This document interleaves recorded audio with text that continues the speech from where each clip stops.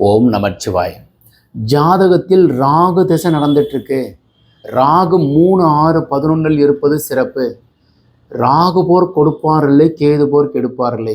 ராகு திசைக்கு நீங்க திருப்பாம்புரம் செல்வது, திருநாகேஸ்வரம் செல்வது, காலாஸ்திரி சென்று வழிபடுவது, ராகு பகவானை வழிபாடு செய்வது சிறப்பு.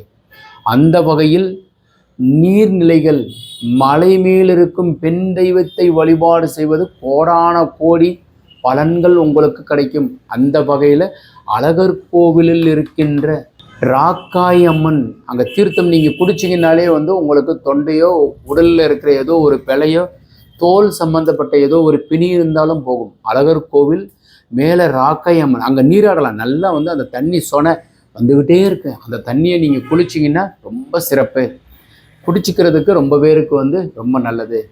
அதில் முக்கியமாக ராக்காயை நீங்கள் வழிபட்டு அர்ச்சனை செய்து வழிபாடு செய்வது ரொம்ப சிறப்பு.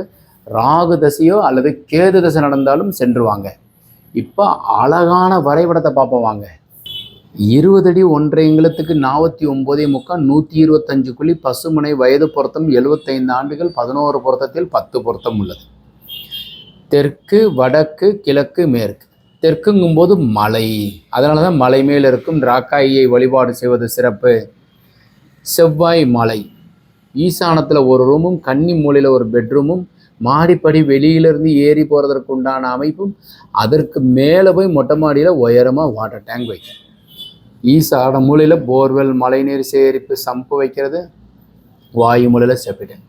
ஈசானத்தில் அப்பா அம்மா படுப்பதற்கு உண்டான அறையும், கன்னி மூலையில் மாஸ்டர் பெட்ரூமும், வாயு மூலையில் கிச்சன்.